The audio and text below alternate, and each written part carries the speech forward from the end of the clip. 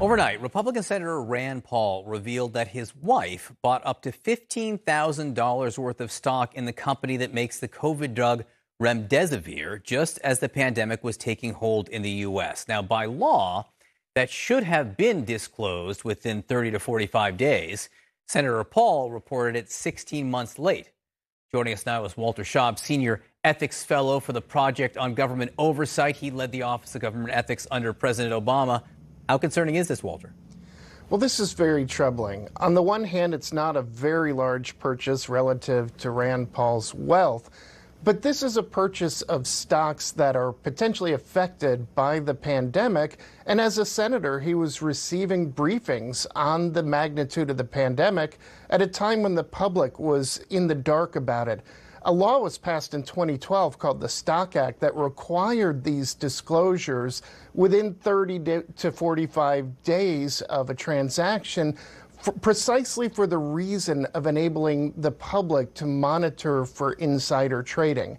The fact that he didn't disclose it and the investigations of other senators for possible insider trading related to COVID didn't trigger him to disclose it is very troubling. If we can put up the statement from a spokesman for Rand Paul, he makes the point that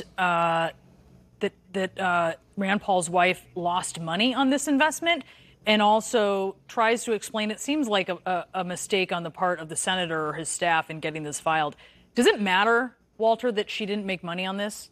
No, it doesn't matter at all, because he couldn't know at the time that she made the purchase that it wouldn't make money. And as for the error, that's clearly on him because they have an electronic filing system. If he signed the thing, it would have been submitted, but he must not have signed it. Again, the statement, they claim that he completed the form but didn't transmit it. The check's in the mail. Right. And, you know, this really isn't just a Rand Paul story. This is much larger. Members of Congress are buying and selling stocks.